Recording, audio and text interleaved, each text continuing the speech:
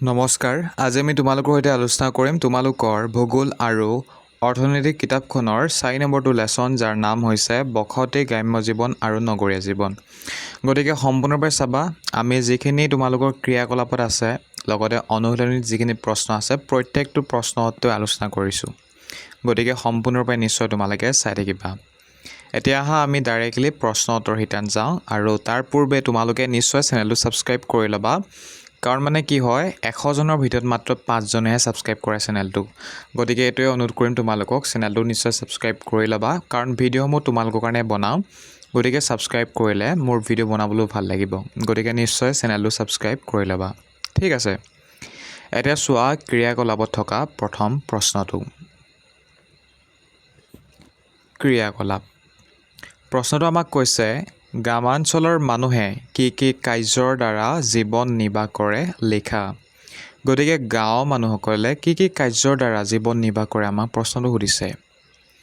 গতিকে ইয়াৰ উত্তৰটো এতিয়া আমি চাম। উত্তৰ: গ্ৰামাঞ্চলৰ মানুহে ঘাইকৈ কৃষি কাৰ্যৰ দ্বাৰা জীৱন নিৰ্বাহ কৰে। ইয়াৰ উপৰি তেওঁলোকে মাছ মৰা, মাটিৰ বাচন তৈয়াৰ কৰা, জীৱ জন্তু পোহা, সৰু সুৰা ব্যৱসায় কৰা আৰু চাকৰি আদি কাৰ্যৰ সহায়তো জীৱন নিৰ্বাহ কৰে। গতিকে এয়া হৈছে আমাৰ প্ৰথমটো প্ৰশ্ন উত্তৰ। আমি ইমানডোখৰ লিখিব লাগে। গতিকে তোমালোকে ধুনীয়াকৈ ভিডিঅ'টো ৰখাই পিনি লিখি লোৱা। গতিকে এতিয়া আমি চাম তাৰ পাছৰ প্ৰশ্নটো, অৰ্থাৎ ইয়াত থকা উত্তৰ দিয়া প্ৰথম প্ৰশ্নটো আমি চাম। আমাক প্ৰথম প্ৰশ্নটো কৈছে, অসমৰ কৃষি কাৰ্য কিহৰ ওপৰত নিৰ্ভৰশীল। গতিকে ইয়াৰ উত্তৰটো হ'ব, অসমৰ কৃষি কাৰ্য প্ৰকৃতিৰ ওপৰত নিৰ্ভৰশীল। এতিয়া আমাক যদি কোনোবাই সোধে কিহৰ ওপৰত নিৰ্ভৰশীল বুলি, তেনেহ'লে আমি লিখিব পাৰিম যে প্ৰকৃতিৰ ওপৰত নিৰ্ভৰশীল। ধুনীয়াকৈ তোমালোকে লিখি লোৱা। তাৰ পাছৰ প্ৰশ্নটো ইয়াতে তোমালোকে চোৱা। ইয়াত প্ৰশ্নটো লিখা হৈছে, গাঁৱৰ অধিক সংখ্যক লোক কৃষি কাৰ্যৰ লগত জড়িত হৈ থকা কাৰণ কি। গতিকে গাঁৱৰ মানুহে কিয় কৃষি কাৰ্যৰ লগত জড়িত হৈ থাকে, বেছি সংখ্যক মানুহে জড়িত কিয়, আমাক সুধিছে। গতিকে উত্তৰটো চোৱা। কৃষি কাৰ্য কেন্দ্ৰ কৰিয়েই মানুহে প্ৰথমতে স্থায়ীভাৱে বসবাস কৰি গাঁৱৰ সৃষ্টি কৰিছিল। গাঁৱত উদ্যোগ বা অন্যান্য চৰকাৰী বেচৰকাৰী চাকৰিৰ সুযোগ নগৰৰ দৰে সহজলভ্য নহয়। সেইবাবে পুৰুষানুক্ৰমে চলি অহা সহজলভ্য প্ৰাকৃতিক সম্পদ আৰু ভূমিক ব্যৱহাৰ কৰি জীৱিকা অৰ্জন কৰিবলৈকে গাঁৱৰ সৰহভাগ, বেকেটত লিখিছোঁ প্ৰায় 70% বা ততোধিক লোক কৃষি কাৰ্যৰ লগত জড়িত হৈ থাকে। গতিকে কাৰণটো তোমালোকে ইমানডোখৰ লিখিবই লাগিব। ঠিক আছে, ধুনীয়াকৈ তোমালোকক মই দি দিছোঁ, লিখি লোৱা। এতিয়া চোৱা নেক্সট প্ৰশ্নটো, আৰু নেক্সট প্ৰশ্নটো আমাক কৈছে, তোমাৰ নিকটৱৰ্তী নগৰখনৰ ক্ষেত্ৰত তলত দিয়া তথ্যখিনি শিক্ষকৰ সহায়ত জানিবলৈ চেষ্টা কৰা। গতিকে তোমালোকৰ ঘৰৰ ওচৰত থকা যিখন নগৰ আছে, সেই নগৰখনৰ তলত কিছুমান তথ্য দিয়া হৈছে। তোমালোকে নিশ্চয় দেখিছা, জনসংখ্যা, নামৰ ইতিহাস, ঐতিহাসিক সমল, অনুষ্ঠান প্ৰতিষ্ঠান আদি। গতিকে এইসমূহ তথ্য আমাক লিখিবৰ কাৰণে কৈছে। তোমালোকক শিক্ষকৰ সহায় ল'বলৈ কৈছে। গতিকে তোমালোকৰ অঞ্চলৰ ওচৰত থকা যিখন ঠাই, সেই ঠাইখনৰ তথ্যখিনি তোমালোকৰ স্কুলৰ ছাৰ বাইদেউসকলৰ সৈতে আলোচনা কৰি পিনি কি কৰিবা, জানি থ'বা। ঠিক আছে, গতিকে আমাৰ ঘৰৰ ওচৰত আছে শিৱসাগৰ জিলা, অৰ্থাৎ শিৱসাগৰ নগৰখন আছে। গতিকে মই শিৱসাগৰ নগৰখনৰ বিষয়ে লিখিম, আৰু যিসকলে শিৱসাগৰৰ পৰা চাই আছা, তোমালোকে কি কৰিবা, মই যিটো আনচাৰ লিখিম সেইটো লিখিলেও তোমালোকৰ হৈ যাব।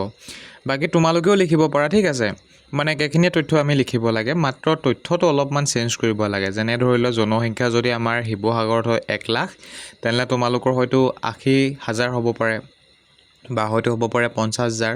গতিকে সেইখিনি তোমালোকে সলনি কৰিব লাগিব পাৰে। বাকী তথ্যখিনি একেই আমি লিখিব লাগে। ঠিক আছে, গতিকে এতিয়া আমি চাম উত্তৰ। এয়া তোমালোকে নিশ্চয় দেখিছা, উত্তৰত আমি লিখিছোঁ পোনপ্ৰথমতে জনসংখ্যা। গতিকে ইয়াত মই লিখিয়ে দিছোঁ, বেকেটত নিশ্চয় দেখিছা, শিৱসাগৰ নগৰৰ আধাৰত এই আৰ্হি উত্তৰটো প্ৰস্তুত কৰা হৈছে। যিহেতু মোৰ ঘৰ ওচৰত আছে শিৱসাগৰ নগৰখন, গতিকে মই শিৱসাগৰ নগৰ বুলি দিছোঁ। তোমালোকৰ ওচৰত যি আছে সেইখন নগৰৰ বিষয়ে লিখিবা। ঠিক আছে, গতিকে এতিয়া চোৱা, ক জনসংখ্যা বুলি লিখিছোঁ, যিহেতু প্ৰথমত জনসংখ্যা আছিলে গতিকে কটো জনসংখ্যা লিখিছোঁ। 2011 চনৰ লোকপিয়ল অনুসৰি শিৱসাগৰ নগৰৰ জনসংখ্যা প্ৰায় 50,000 আছিল। গতিকে এয়া হৈছে জনসংখ্যা। তোমালোকেও অনলাইনতে সন্ধান কৰিব পাৰা। যদি ছাৰ বাইদেউসকলক সুধিবৰ কাৰণে বেয়া পাইছা তেনেহ'লে ডাইৰেক্টলি তোমালোকে অনলাইনতে চাৰ্চ কৰিবা তোমালোকৰ যিখন ওচৰত চহৰ আছে সেইখনৰ বিষয়ে, ঠিক আছে। তাৰপাছত চোৱা খ নামৰ ইতিহাস। আহোম স্বৰ্গদেউ ৰুদ্ৰসিংহই খান্দি থৈ যোৱা ঐতিহাসিক শিৱসাগৰ পুখুৰীৰ পাৰত অৱস্থিত বাবে এই নগৰখনৰ নাম শিৱসাগৰ হ'ল। গতিকে শিৱসাগৰ নামটোৰ ইতিহাসো মই ইয়াত ধুনীয়াকৈ লিখিছোঁ, তোমালোকেও লিখিবা, ঠিক আছে। তাৰপাছত চোৱা গটোত আমি লিখিছোঁ ঐতিহাসিক সমল। শিৱসাগৰত আহোম যুগৰ বহুতো ঐতিহাসিক সমল আছে, যেনে শিৱদৌল, বিষ্ণুদৌল, দেৱীদৌল, ৰংঘৰ, কাৰেংঘৰ, তলাতল ঘৰ আৰু জয়সাগৰ পুখুৰী। গতিকে এয়া হৈছে ঐতিহাসিক সমল, ধুনীয়াকৈ মই লিখিছোঁ। তোমালোকেও লিখিবা তোমালোকৰ ঘৰৰ ওচৰত কি কি আছে, ঠিক আছে। তাৰপাছত চোৱা এতিয়া ঘটো অনুষ্ঠান প্ৰতিষ্ঠান। ইয়াত জিলা প্ৰশাসনৰ মুখ্য কাৰ্যালয়, উপায়ুক্ত কাৰ্যালয়, শিৱসাগৰ বিশ্ববিদ্যালয়, শিৱসাগৰ ছোৱালী মহাবিদ্যালয়, গুৰুত্বপূৰ্ণ চিকিৎসালয় আৰু ONGCৰ দৰে ডাঙৰ প্ৰতিষ্ঠান আছে। গতিকে এয়া হৈছে অনুষ্ঠান আৰু প্ৰতিষ্ঠানৰ কিছু তথ্য। গতিকে ছাত্ৰ ছাত্ৰীসকল আমি এনেদৰে মানে এই প্ৰশ্নটোৰ উত্তৰ কৰিব লাগে, ঠিক আছে। যিসকলৰ শিৱসাগৰ ওচৰত তোমালোকৰ ঘৰ হয় তোমালোকে শিৱসাগৰ নগৰখনৰ বিষয়ে লিখিলেই হ'ব। আৰু যাৰ মানে শিৱসাগৰ নগৰ নপৰে মানে দূৰ হয়, তোমালোকৰ ওচৰত যিখন নগৰ আছে সেই নগৰখনৰ তথ্য তোমালোকে লিখিব পাৰা। বাকী এইটো লিখিলেও হ'ব, ঠিক আছে। যদি তোমালোকৰ পৰীক্ষাত আহিছে তেনেহ'লে পৰীক্ষাত আহিলে মানে তেওঁলোকেতো গম নাপায় ন তোমাৰ ঘৰটো ক'ত হয়। চ' মানে কি হয় তোমালোকে এইটো লিখিলেও হ'ব।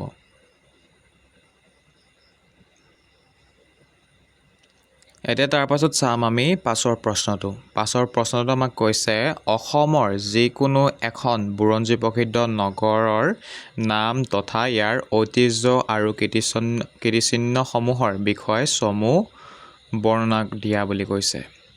গতিকে এখন বুৰঞ্জী প্ৰসিদ্ধ নগৰৰ বিষয়ে আমাক কীৰ্তিচিহ্ন আৰু ঐতিহ্যৰ বিষয়ে বৰ্ণনা কৰিবৰ কাৰণে যিহেতু দিছে, গতিকে আমি লিখিব পাৰোঁ শিৱসাগৰৰ বিষয়ে, ঠিক আছে। গতিকে মই শিৱসাগৰৰ বিষয়ে তোমালোকক এতিয়া দেখাম আনচাৰটোত লিখি পিনি। গতিকে এয়া হৈছে উত্তৰ। অসমৰ এখন প্ৰধান বুৰঞ্জী প্ৰসিদ্ধ নগৰ হ'ল শিৱসাগৰ। তাৰ পাছত লিখিছোঁ ঐতিহ্য আৰু কীৰ্তিচিহ্ন। এই নগৰখন আহোম সাম্ৰাজ্যৰ ৰাজধানী আছিল। ইয়াত থকা তলাতল ঘৰ আৰু কাৰেংঘৰ আহোম স্থাপত্য কলাৰ অপূৰ্ব নিদৰ্শন। নগৰৰ মাজমজিয়াত থকা শিৱসাগৰৰ পুখুৰী পাৰৰ শিৱদৌল ভাৰতৰ ভিতৰতে অন্যতম ওখ ঐতিহাসিক দৌল। ইয়াৰ উপৰি ওচৰতে থকা ৰংঘৰক এছিয়াৰ প্ৰথমটো ক্ৰীড়াংগন বুলি জনা যায়। গতিকে আমি এই প্ৰশ্নটোৰ উত্তৰ ইমানডোখৰ লিখিলে হ'ব, ঠিক আছে। ধুনীয়াকৈ তোমালোকে লিখি লোৱা, এইখিনি তথ্যই আমি লিখিব লাগে আনচাৰটোত। এতিয়া আমি চাম তাৰ পাছৰ প্ৰশ্নটো, আৰু পাছৰ প্ৰশ্নটোত আমাক কৈছে তোমাৰ জিলাৰ এখন প্ৰধান নগৰৰ ইতিহাস সম্পৰ্কে জানিবলৈ চেষ্টা কৰা আৰু সেই বিষয়ে এটি চমু টোকা প্ৰস্তুত কৰা। গতিকে এই প্ৰশ্নটো ইমান বেছি ইম্পৰ্টেণ্ট নহয়, ঠিক আছে। তথাপিও তোমালোকে জানি থবা। আৰু ওপৰত যে এটা প্ৰশ্ন আছিলে সেই প্ৰশ্নটোৰ লগত মানে এই প্ৰশ্নটো মিল আছে। গতিকে ওপৰটো যদি কৰিছা তেনেহ'লে তলতো তোমালোকে ধুনীয়াকৈ লিখিব পাৰিবা, ঠিক আছে। ইতিহাসৰ সম্পৰ্কে তোমালোকে ধুনীয়াকৈ মানে এই ওপৰৰ প্ৰশ্নটো কৰিলে তোমালোকে কৰিব পাৰিবা, যদিহে তোমালোকৰ ঘৰৰ ওচৰৰ এখন নগৰৰ নাম তোমালোকে লিখিছা। গতিকে মই এই প্ৰশ্নটো কৰি দিয়া নাই, কৰি থোৱা আছে, তো দেখাব বিচাৰিছোঁ যিসকলে শিৱসাগৰ জিলাৰ হয়। গতিকে এইটো হৈছে উত্তৰটো, তোমালোকে নিশ্চয় দেখিছা। মোৰ নিজা জিলা শিৱসাগৰৰ প্ৰধান নগৰখন হৈছে শিৱসাগৰ নগৰ। গতিকে মোৰ যিহেতু শিৱসাগৰ নগৰ, গতিকে মই শিৱসাগৰ নগৰৰ বিষয়ে লিখিছোঁ, ঠিক আছে। এতিয়া চোৱা তাৰপাছত কি লিখিছোঁ চমু টোকা। পূৰ্বতে এই ঠাইটুকুৰাক ৰংপুৰ বুলি জনা গৈছিল, যাৰ ইতিহাস অতি চহকী। 1736 চনত স্বৰ্গদেউ শিৱসিংহৰ ৰাণী অম্বিকা কোঁৱৰীয়ে ইয়াত এটা বিশাল পুখুৰী খন্দাইছিল। এই শিৱসাগৰ পুখুৰীৰ নাম অনুসৰিয়ে পৰৱৰ্তী সময়ত জিলা আৰু নগৰখনৰ নাও নহয়, ঠিক আছে, নাম হ'ব লাগিছিলে। গতিকে মই শুদ্ধকৈ লিখি ল'লোঁ। নাম শিৱসাগৰ হিচাপে প্ৰতিষ্ঠা লাভ কৰে। বৰ্তমান ই অসমৰ এক প্ৰধান পৰ্যটন আৰু সাংস্কৃতিক প্ৰাণ কেন্দ্ৰ। এতিয়া চোৱা নেক্সট প্ৰশ্নটো, আৰু নেক্সট প্ৰশ্নটো আমাক কৈছে তোমাৰ নিকটৱৰ্তী নগৰখনৰ ক্ষেত্ৰত তলত দিয়া তথ্যখিনি শিক্ষকৰ সহায়ত জানিবলৈ চেষ্টা কৰা। গতিকে তোমালোকৰ ঘৰৰ ওচৰত থকা যিখন নগৰ আছে সেই নগৰখনৰ মানে তলত কিছুমান তথ্য দিয়া হৈছে, তোমালোকে নিশ্চয় দেখিছা, জনসংখ্যা, নামৰ ইতিহাস, ঐতিহাসিক সমল, অনুষ্ঠান প্ৰতিষ্ঠান আদি। গতিকে এইসমূহ তথ্য মানে আমাক লিখিবৰ কাৰণে কৈছে, তোমালোকক শিক্ষকৰ সহায় ল'বলৈ কৈছে। গতিকে তোমালোকৰ অঞ্চলৰ ওচৰত থকা যিখন ঠাই সেই ঠাইখনৰ তথ্যখিনি তোমালোকৰ স্কুলৰ ছাৰ বাইদেউসকলৰ সৈতে আলোচনা কৰি পিনি কি কৰিবা, জানি থ'বা, ঠিক আছে। গতিকে আমাৰ ঘৰৰ ওচৰত আছে শিৱসাগৰ জিলা, অৰ্থাৎ শিৱসাগৰ নগৰখন আছে। গতিকে মই শিৱসাগৰ নগৰখনৰ বিষয়ে লিখিম, আৰু যিসকলে শিৱসাগৰৰ পৰা চাই আছা তোমালোকে কি কৰিবা, মই যিটো আনচাৰ লিখিম সেইটো লিখিলেও তোমালোকৰ হৈ যাব। বাকী তোমালোকেও লিখিব পাৰা, ঠিক আছে। মানে একেখিনিয়ে তথ্য আমি লিখিব লাগে, মাত্ৰ তথ্যটো অলপমান চেঞ্জ কৰিব লাগে। যেনে ধৰি লওক জনসংখ্যা যদি আমাৰ শিৱসাগৰত হয় 1 লাখ, তেনেহ'লে তোমালোকৰ হয়তো 80,000 হ'ব পাৰে, বা হয়তো হ'ব পাৰে 50,000। গতিকে সেইখিনি তোমালোকে সলনি কৰিব লাগিব পাৰে। বাকী তথ্যখিনি মানে একেই আমি লিখিব লাগে, ঠিক আছে। গতিকে এতিয়া আমি চাম উত্তৰ। এয়া তোমালোকে নিশ্চয় দেখিছা, উত্তৰত আমি লিখিছোঁ পোনপ্ৰথমতে জনসংখ্যা। গতিকে ইয়াত মই লিখিয়ে দিছোঁ বেকেটত, নিশ্চয় দেখিছা, শিৱসাগৰ নগৰৰ আধাৰত এই আৰ্হি উত্তৰটো প্ৰস্তুত কৰা হৈছে। যিহেতু মোৰ ঘৰ ওচৰত আছে শিৱসাগৰ নগৰখন, গতিকে মই শিৱসাগৰ নগৰ বুলি দিছোঁ। তোমালোকৰ ওচৰত যি আছে সেইখন নগৰৰ বিষয়ে লিখিবা, ঠিক আছে। গতিকে এতিয়া চোৱা, ক জনসংখ্যা বুলি লিখিছোঁ, যিহেতু প্ৰথমত জনসংখ্যা আছিলে, গতিকে কটো জনসংখ্যা লিখিছোঁ। 2011 চনৰ লোকপিয়ল অনুসৰি শিৱসাগৰ নগৰৰ জনসংখ্যা প্ৰায় 50,000 আছিল। গতিকে এয়া হৈছে জনসংখ্যা। তোমালোকেও অনলাইনতে সন্ধান কৰিব পাৰা। যদি ছাৰ বাইদেউসকলক সুধিবৰ কাৰণে বেয়া পাইছা, তেনেহ'লে ডাইৰেক্টলি তোমালোকে অনলাইনতে চাৰ্চ কৰিবা তোমালোকৰ যিখন ওচৰত চহৰ আছে সেইখনৰ বিষয়ে, ঠিক আছে। তাৰপাছত চোৱা খ নামৰ ইতিহাস। আহোম স্বৰ্গদেউ ৰুদ্ৰসিংহই খান্দি থৈ যোৱা ঐতিহাসিক শিৱসাগৰ পুখুৰীৰ পাৰত অৱস্থিত বাবে এই নগৰখনৰ নাম শিৱসাগৰ হ'ল। গতিকে শিৱসাগৰ নামটোৰ ইতিহাসো মই ইয়াত ধুনীয়াকৈ লিখিছোঁ, তোমালোকেও লিখিবা, ঠিক আছে। তাৰপাছত চোৱা গটোত আমি লিখিছোঁ ঐতিহাসিক সমল। শিৱসাগৰত আহোম যুগৰ বহুতো ঐতিহাসিক সমল আছে, যেনে শিৱদৌল, বিষ্ণুদৌল, দেৱীদৌল, ৰংঘৰ, কাৰেংঘৰ, তলাতল ঘৰ আৰু জয়সাগৰ পুখুৰী। গতিকে এয়া হৈছে ঐতিহাসিক সমল, ধুনীয়াকৈ মই লিখিছোঁ। তোমালোকেও লিখিবা তোমালোকৰ ঘৰৰ ওচৰত কি আছে, ঠিক আছে। তাৰপাছত চোৱা এতিয়া ঘটো অনুষ্ঠান প্ৰতিষ্ঠান। ইয়াত জিলা প্ৰশাসনৰ মুখ্য কাৰ্যালয়, উপায়ুক্ত কাৰ্যালয়, শিৱসাগৰ বিশ্ববিদ্যালয়, শিৱসাগৰ ছোৱালী মহাবিদ্যালয়, গুৰুত্বপূৰ্ণ চিকিৎসালয় আৰু ONGCৰ দৰে ডাঙৰ প্ৰতিষ্ঠান আছে। গতিকে এয়া হৈছে অনুষ্ঠান আৰু প্ৰতিষ্ঠানৰ কিছু তথ্য। গতিকে ছাত্ৰ ছাত্ৰীসকল, আমি এনেদৰে মানে এই প্ৰশ্নটোৰ উত্তৰ কৰিব লাগে, ঠিক আছে। যিসকলৰ শিৱসাগৰ ওচৰত তোমালোকৰ ঘৰ হয়, তোমালোকে শিৱসাগৰ নগৰখনৰ বিষয়ে লিখিলেই হ'ব। আৰু যাৰ মানে শিৱসাগৰ নগৰ নপৰে, মানে দূৰ হয়, তোমালোকৰ ওচৰত যিখন নগৰ আছে সেই নগৰখনৰ তথ্য তোমালোকে লিখিব পাৰা। বাকী এইটো লিখিলেও হ'ব, ঠিক আছে। যদি তোমালোকৰ পৰীক্ষাত আহিছে, তেনেহ'লে পৰীক্ষাত আহিলে মানে তেওঁলোকেতো গম নাপায় ন তোমাৰ ঘৰটো ক'ত হয়। চ' মানে কি হয়, তোমালোকে এইটো লিখিলেও হ'ব।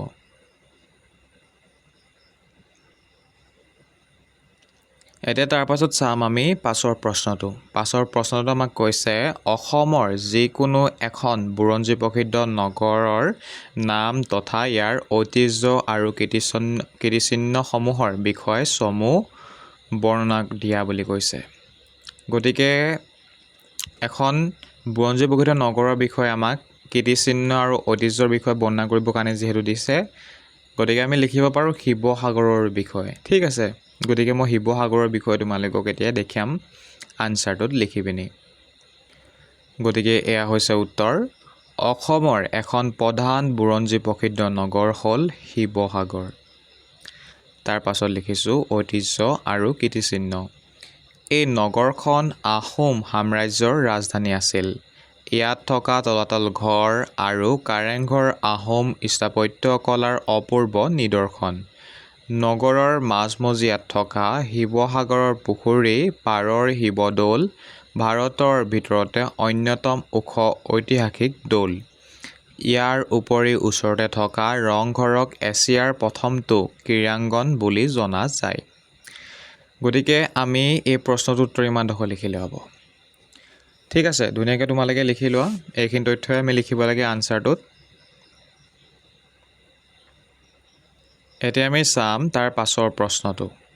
আৰু পাছৰ প্ৰশ্নটোত আমাক কৈছে তোমাৰ জিলাৰ এখন প্ৰধান নগৰৰ ইতিহাস সম্পৰ্কে জানিবলৈ চেষ্টা কৰা আৰু সেই বিষয়ে এটি চমু টোকা প্ৰস্তুত কৰা।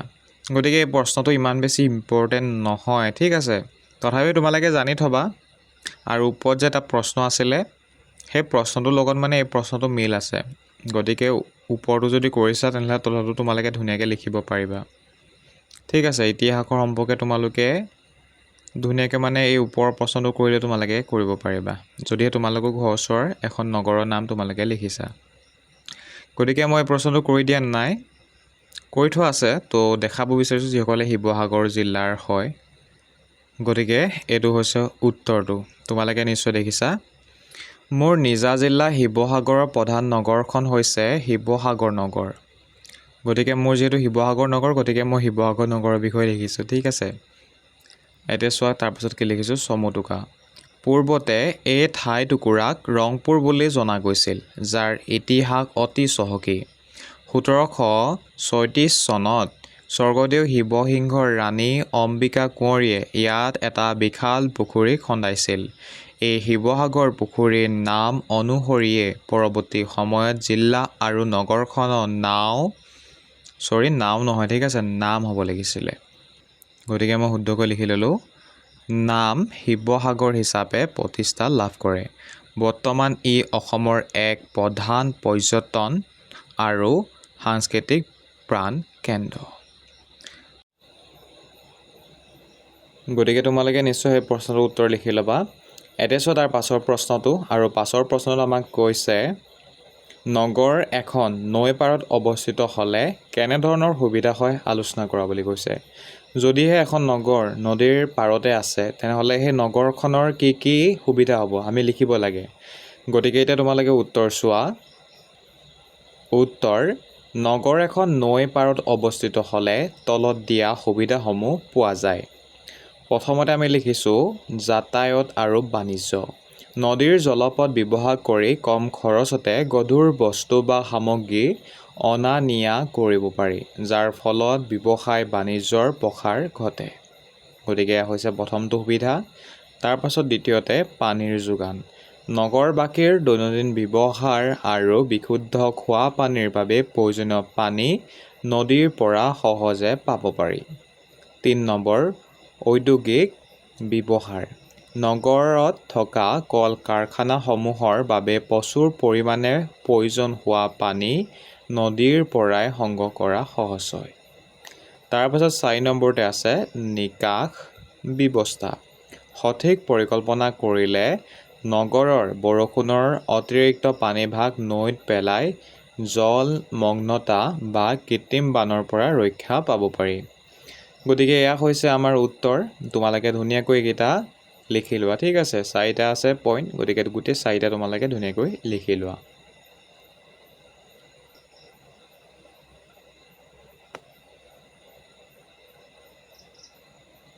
এতিয়া তোমালোকে এই প্ৰশ্নখিনি লিখাৰ পাছত আমি চাম অনুশীলনী প্ৰশ্নখিনি।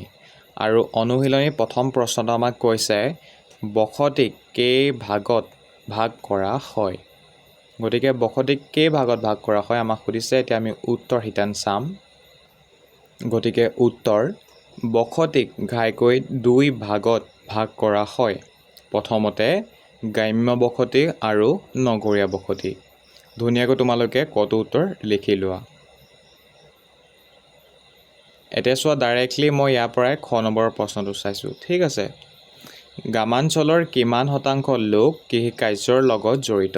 গতিকে উত্তৰটো হ'ব গ্ৰামাঞ্চলৰ প্ৰায় 70% বা ততোধিক লোক কৃষি কাৰ্যৰ লগত জড়িত। এতিয়া চোৱা তাৰপাছত গ নম্বৰৰ প্ৰশ্নটো, নগৰৰ কেন্দ্ৰীয় অঞ্চলটো ঘাইকৈ কি কাৰ্যৰ লগত জড়িত? গতিকে উত্তৰটো হ'ব নগৰৰ কেন্দ্ৰীয় অঞ্চলটো ঘাইকৈ ব্যৱসায় বাণিজ্যৰ লগত জড়িত। তাৰ পাছত চোৱা এতিয়া ঘটোত আমাক কৈছে উৎপত্তি কালৰ ভিত্তিত ভাৰতৰ নগৰসমূহক কেইটা শ্ৰেণীত ভাগ কৰা হৈছে?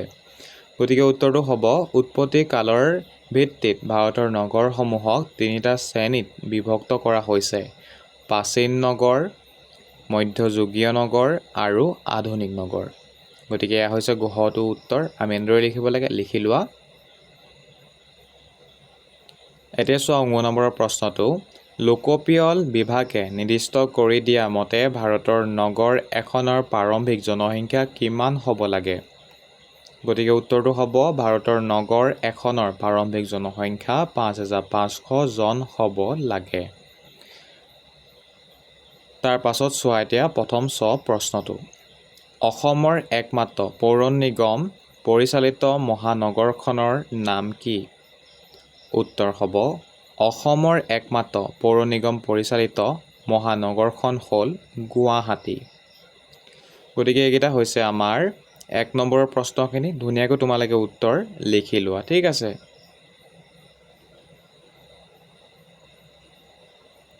এতিয়া আমি চাম তাৰ পাছৰ 2 নম্বৰখিনি, আৰু 2 নম্বৰখিনিত আমাক কৈছে শুদ্ধ নে অশুদ্ধ লিখিবৰ কাৰণে। এতিয়া ডাইৰেক্টলি আমি উত্তৰ সিটা নপৰাই আনচাৰখিনি চাম, ঠিক আছে। প্ৰথম প্ৰশ্নটো আমাক কৈছে নগৰীয়া বসতিতকৈ গ্ৰাম্য বসতিত জনসংখ্যা ঘনত্ব অধিক।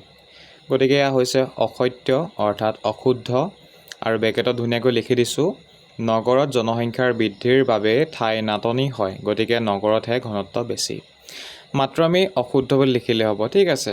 অশুদ্ধ বুলি ধুনীয়াকৈ লিখিবা। বাকী বেকেটত দিয়াটো মাত্ৰ তোমালোকে যাতে জানা তাৰ কাৰণেহে মই দিছোঁ। এতিয়া চোৱা খটো, গ্ৰাম্য বসতিৰ অধিক সংখ্যক লোক চাকৰিৰ লগত জড়িত। গতিকে অশুদ্ধ নে শুদ্ধ? অশুদ্ধ হয়, ঠিক আছে। গ্ৰাম্য বসতিৰ প্ৰায় 70% লোক কৃষিকাৰ্যৰ লগতেহে জড়িত। গতিকে এয়া হৈছে আমাৰ উত্তৰ, ঠিক আছে। লিখি লোৱা তোমালোকে অশুদ্ধ বুলি। তাৰপাছত চোৱা গটো, নতুন দিল্লী এখন প্ৰশাসনিক নগৰ। উত্তৰ শুদ্ধ। তাৰপাছত ঘটো, আগ্ৰা এখন নদীৰ পাৰত অৱস্থিত নগৰ। শুদ্ধ হয়। তাৰপাছত ঙটো, শিলচৰ বৰাক নদীৰ পাৰত অৱস্থিত। গতিকে উত্তৰটো শুদ্ধ। গতিকে তোমালোকে ধুনীয়াকৈ লিখি লোৱা, ঠিক আছে। 2 নম্বৰখিনি শুদ্ধ আৰু অশুদ্ধ। এতিয়া চোৱা তাৰ পাছত 3 নম্বৰৰ প্ৰশ্নটো, চমুকৈ উত্তৰ লিখা বুলি কৈছে। ক'ত আছে গ্ৰাম্য অঞ্চলৰ বৃত্তি? উত্তৰ চোৱা, গাঁৱৰ মানুহৰ প্ৰধান বৃত্তি হৈছে কৃষিকাৰ্য। ইয়াৰ উপৰি গাঁৱৰ মানুহে মাছ মৰা, মাটিৰ বাচন তৈয়াৰ কৰা, জীৱ জন্তু পোহা, সৰু সুৰা ব্যৱসায় কৰা আৰু চাকৰি আদিৰ সহায়ত জীৱন নিৰ্বাহ কৰে। গতিকে এয়া হৈছে গ্ৰাম্য অঞ্চলৰ বৃত্তি। যিহেতু আমাক চমুকৈ লিখিবলৈ কৈছে, আমি ইমানডোখৰ লিখিলেই হ'ব, ঠিক আছে। ধুনীয়াকৈ লিখি লোৱা তোমালোকে। এতিয়া চোৱা খটো, আৰু খটোত কৈছে নগৰীয়া বসতিৰ সা সুবিধা। উত্তৰ, নগৰীয়া জীৱনত শিক্ষা আৰু চিকিৎসাৰ উন্নত সা সুবিধা পোৱা যায়। ইয়াত যাতায়াত ব্যৱস্থা সুচল, তদুপৰি বিভিন্ন কল কাৰখানা, চৰকাৰী বেচৰকাৰী কাৰ্যালয় থকা বাবে কৰ্মসংস্থান বা নিয়োগৰ সুবিধা বেছি। অৱসৰ বিনোদনৰ বাবে নাটঘৰ, কথাছবি ঘৰ, চিৰিয়াখানা, উদ্যান, খেলপথাৰ আদিৰ দৰে আমোদ প্ৰমোদৰ সুবিধাও নগৰত থাকে। গতিকে এয়া হৈছে নগৰীয়া বসতিৰ সা সুবিধা। ধুনীয়াকৈ তোমালোকে লিখি লোৱা। এতিয়া চোৱা তাৰ পাছত গ নম্বৰটো, আৰু গ নম্বৰটোত কৈছে আমাক নগৰত বসতি ঘন হোৱাৰ কাৰণ কি? গতিকে আমি উত্তৰ লিখিব লাগিব, নগৰত শিক্ষা, চিকিৎসা, সুচল যাতায়ত আৰু বিভিন্ন ব্যৱসায় বাণিজ্য তথা উদ্যোগ থকাৰ বাবে কৰ্মসংস্থানৰ সুবিধা বেছি। এই সুযোগ সুবিধাবোৰৰ বাবে গাঁও বা অন্য অঞ্চলৰ পৰা বহুতো মানুহ নগৰলৈ প্ৰব্ৰজন কৰে। কিন্তু নগৰৰ ভূমিভাগ সীমিত হোৱাৰ বাবে এই বিপুল জনসংখ্যাই অতি কম ঠাইতে থোপ খাই বসবাস কৰিবলগীয়া হয়, যাৰ ফলত বসতি ঘন হৈ পৰে। গতিকে এয়া হৈছে গটো উত্তৰ। আমি এনেকৈ লিখিব লাগিব, লিখি লোৱা তোমালোকে। এতিয়া চোৱা ঘটো, আৰু ঘটোত কৈছে মেগালপলিছ কাক বোলে। গতিকে মেগালপলিছ কাক বোলে আমি উত্তৰটো চোৱা কি লিখিছোঁ। একোখন মূল মহানগৰক কেন্দ্ৰ কৰি তাৰ আশে পাশে থকা বা উপকণ্ঠ অঞ্চলৰ ভালেমান সৰু বৰ নগৰ লগ হৈ যি একোটা বিশাল নগৰ পুঞ্জৰ সৃষ্টি কৰে তাক মেগালপলিছ বোলা হয়। গতিকে এয়া হৈছে ঘটো উত্তৰ। আমি ইমানডোখৰে লিখিব লাগে, ধুনীয়াকৈ তোমালোকে লিখি লোৱা, ঠিক আছে।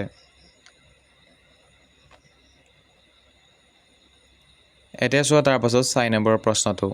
নগৰ সা-সুবিধা আৰু সমস্যা সম্পৰ্কত দুখন সুকীয়া তালিকা প্ৰস্তুত কৰা। গতিকে এতিয়া উত্তৰ শিতান চাম আমি। এতিয়া উত্তৰ মন কৰা। পাঠটোৰ আধাৰত তৈয়াৰ কৰা তালিকা দুখন তলত দিয়া হ'ল। গতিকে আমি লিখিছোঁ বাওঁ ছাইডে নগৰৰ সা-সুবিধাসমূহ আৰু সোঁ ছাইডে লিখিছোঁ নগৰৰ সমস্যাসমূহ। গতিকে ধুনীয়াকৈ তোমালোকে এনেকৈ বাকচ বনাই লিখি লোৱা, ঠিক আছে, নগৰৰ সা-সুবিধা আৰু নগৰৰ সমস্যা বুলি। তাৰপাছত চোৱা 1 নম্বৰতে লিখিছোঁ আমি উচ্চ শিক্ষা আৰু উন্নত চিকিৎসাৰ সুব্যৱস্থা থাকে। গতিকে এয়া হৈছে সুবিধা। তাৰপাছত সমস্যাত লিখিছোঁ অত্যাধিক জনসংখ্যা আৰু যান বাহনৰ বাবে তীব্ৰ যান জঁটৰ সৃষ্টি হয়। তাৰপাছত লিখিছোঁ দ্বিতীয়তে চৰকাৰী বেচৰকাৰী কাৰ্যালয় আৰু উদ্যোগ থকা বাবে নিয়োগৰ সুবিধা বেছি। তাৰপাছত দ্বিতীয়তে লিখিছোঁ বিশুদ্ধ খোৱা পানীৰ নাটনি বা হাহাকাৰময় পৰিস্থিতি। তাৰপাছত তৃতীয়তে লিখিছোঁ যাতায়ত আৰু পৰিবহণ ব্যৱস্থা অতি সুচল। তাৰপাছত তৃতীয়তে মই লিখিছোঁ সমস্যা ছাইডে অপৰিকল্পিত নলা নৰ্দমাৰ বাবে কৃত্ৰিম বানপানীৰ সৃষ্টি হয়। তাৰপিছত 4 নম্বৰতে লিখিছোঁ চিনেমা হল, চিৰিয়াখানা, উদ্যান আদি আমোদ প্ৰমোদৰ সুবিধা থাকে। এতিয়া সমস্যাত লিখিছোঁ উদ্যোগ আৰু গাড়ী মটৰৰ ধোঁৱা তথা শব্দই বায়ু আৰু শব্দ প্ৰদূষণ ঘটায়। গতিকে এয়া হৈছে আমাৰ উত্তৰটো। তোমালোকে ধুনীয়াকৈ লিখি লোৱা, ঠিক আছে।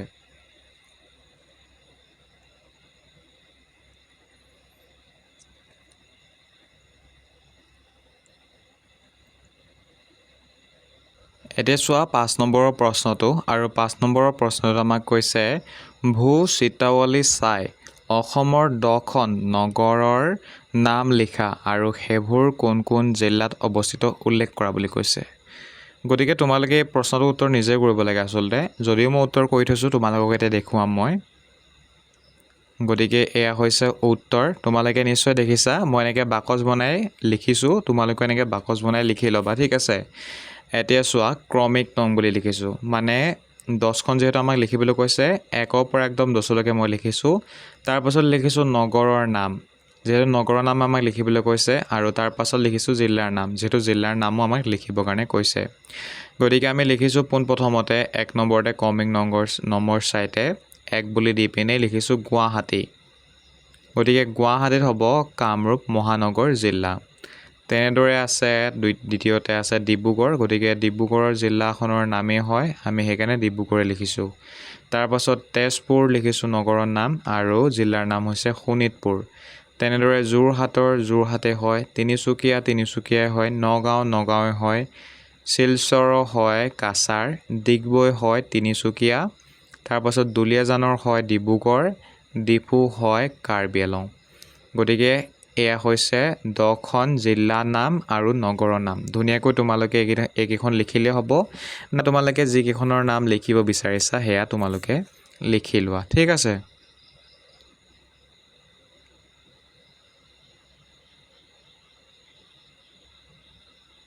গতিকে এতিয়া চোৱা তাৰ পাছত আছে 6 নম্বৰ আৰু 7 নম্বৰৰ প্ৰশ্নটো। এই দুটা ইমান বেছি ইম্পৰ্টেণ্ট নহয়, আৰু তোমালোকে নিজেই কৰিব লাগিব যদিহে কৰিব বিচাৰিছা। কাৰণ আমাক কি কৈছে, তুমি বাস কৰা ঠাইত থকা 10টা পৰিয়ালৰ লোকসকলৰ শিক্ষাগত অৰ্হতা আৰু তেওঁলোক কি কি বৃত্তিৰ লগত জড়িত তাৰ জৰীপ কৰি এখন প্ৰতিবেদন প্ৰস্তুত কৰা বুলি কৈছে।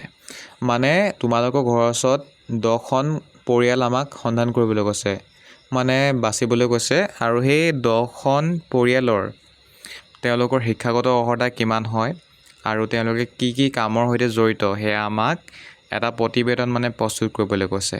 গতিকে এইটো তোমালোকে কৰিব লাগিব, কাৰণ তোমালোকৰ ঘৰৰ ওচৰৰ পৰিয়ালৰ কথা তোমালোকে জানিবা। চ' ইমান বেছি ইম্পৰ্টেণ্ট নহয় এইটো, যদিহে কৰিম বুলি ভাবা তেনেহ'লে কৰিব পাৰা, ঠিক আছে। তাৰপাছত এতিয়া চোৱা 7 নম্বৰৰ প্ৰশ্নটো, আৰু 7 নম্বৰৰ প্ৰশ্নটো আমাক কৈছে অসমৰ মানচিত্ৰ চাই নতুনকৈ ঘোষিত জিলাসমূহৰ অৱস্থান চিনাক্ত কৰা। গতিকে তোমালোকে এখন অসমৰ মানচিত্ৰ ভালদৰে চাবা আৰু চাই পিনি এই উত্তৰটো কৰিবা, ঠিক আছে। বাকী ইমান বেছি ইম্পৰ্টেণ্ট বৰ্তমান সময়ত নহয়। যদিহে ছাৰ বাইদেউসকলে তোমালোকক কয় তেনেহ'লে তেওঁলোকে ধুনীয়াকৈ তোমালোকক মেপ দেখাই দিব, নাইবা তোমালোকে গুগলতো মেপ এখন চাৰ্চ কৰি পিনি এয়া কৰি ল'বা। গতিকে ছাত্ৰ ছাত্ৰীসকল, পাঠ 4 বসতি গ্ৰাম্য জীৱন আৰু নগৰীয়া জীৱন এই লেচনটোৰ পাঠভিত্তিক লগতে যিখিনি তোমালোকৰ পাঠৰ ভিতৰত প্ৰশ্ন আছিলে সেইখিনি আমি আলোচনা কৰিলোঁ তোমালোকৰ সৈতে। আশা কৰিছোঁ তোমালোকে ভিডিঅ'টোৰ পৰা উপকৃত হৈছা, আৰু যদি উপকৃত হৈছা এতিয়ালৈকে লাইক কৰা নাই, ছাবস্ক্ৰাইব কৰা নাই, নিশ্চয় কৰি দিবা, ঠিক আছে। আৰু যিসকলে ইমান পৰে চাই আছা তোমালোক সকলোকে বহুত বেছি ধন্যবাদ। ভিডিঅ'টো চোৱাৰ কাৰণে পুনৰ এবাৰ ধন্যবাদ। জয় অসম।